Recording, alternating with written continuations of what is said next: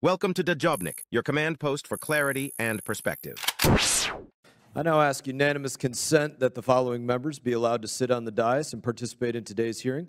The gentleman from North Carolina, Mr. Murphy. Without objection, so ordered.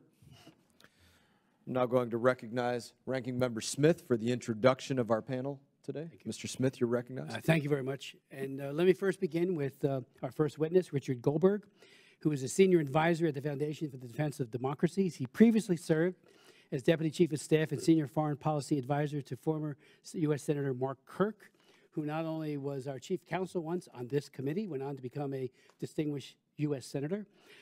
He also Chief of Staff for the Illinois Governor, Bruce Rauner, and Director for Countering Iranian Terrorism Weapons of Mass Destruction on the White House National Security Council. He was sanctioned personally by Iran in 2020.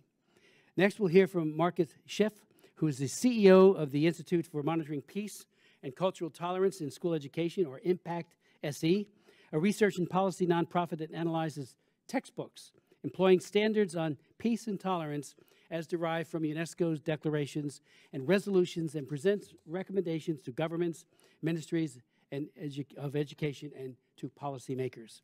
Then we'll hear from Hillel Neuer, who is the Executive Director of UN Watch, a human rights NGO in Geneva, Switzerland. He's an international lawyer, writer, acclaimed speaker, human rights activist, and matter of fact, since 2009, Mr. Neuer has headed a coalition of 25 human rights groups as chair of the annual Geneva Summit for Human Rights and Democracy, a renowned international gathering that provides a global platform for courageous pro-democracy dissidents from around the world. And lastly, but certainly not least, we welcome Ms. Laura Rudman, who is the James R. Schlesinger Distinguished Professor at the Miller Center at the University of Virginia, and welcome her and her testimony and expertise to the committee. So if we could go to Mr. Goldberg as our first witness. Thank you, Ranking Member Smith. I think you meant Mara. I think I had the wrong one on my paper as well. But we now recognize Mr. Goldberg for his opening statement. Mr. Chairman, ranking members, all members of the committees, thank you so much for holding this very important hearing at this time. I have worked on oversight of our foreign assistance, including to UNRWA, for about 20 years now. And let me just tell you something. UNRWA is a horror show that is decades in the making, co-produced by the United States taxpayer. A lot of people woke up and read the Wall Street Journal or other reports and were shocked to hear that 12 employees of UNRWA participated in the October 7th massacre, that 10% or more of its staff in Gaza may be affiliated with terrorist organizations, and even more of them have some family members that are affiliates as well. I wasn't shocked. Many members of this committee who have worked on UNRWA reform for years weren't shocked. Terrorism support and subsidy for UNRWA is a feature, not a bug.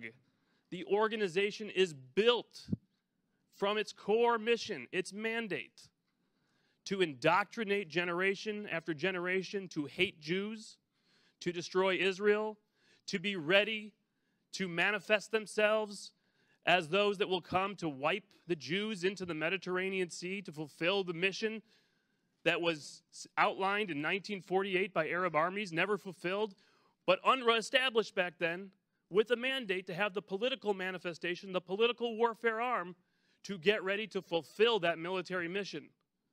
And decade after decade, pumping kids to hate through their schools, never recognizing U.S. designated foreign terrorist organizations as terrorist organizations. When you have a conversation with an UNRWA official and you say, is it possible your aid is going to Hamas?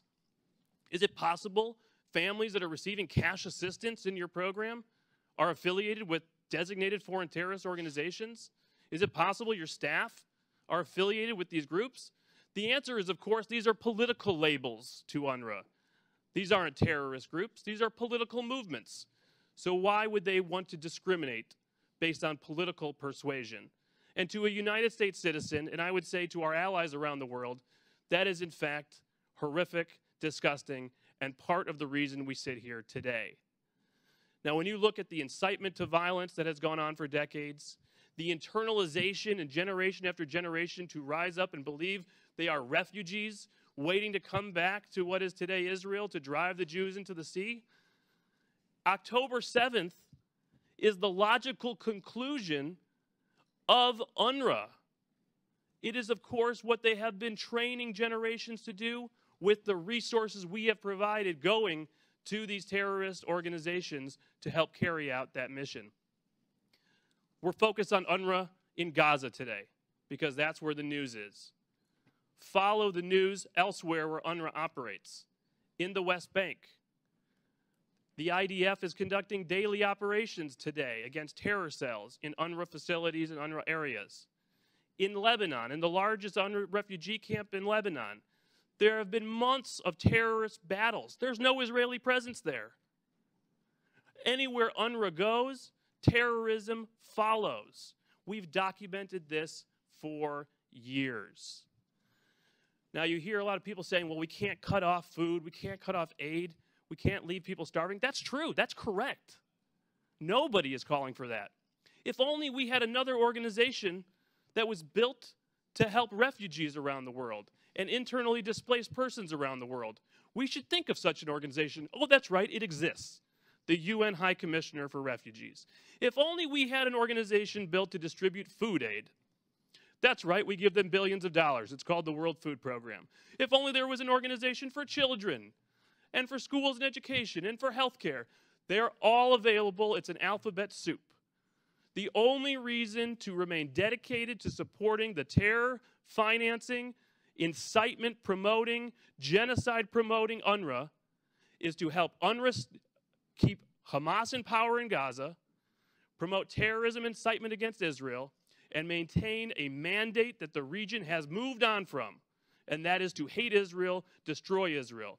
The Arab armies that failed in 1948, that set up UNRWA as a political weapon, have moved on. They've made peace with Israel. UNRWA hasn't. UNRWA is the problem.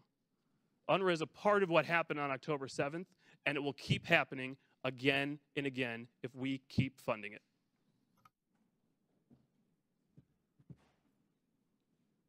I want to thank you, Mr. Goldberg. Don't forget to like, share, and hit subscribe to stay updated with our latest content. Until next time, stay informed and inspired. This is Dejobnik signing off.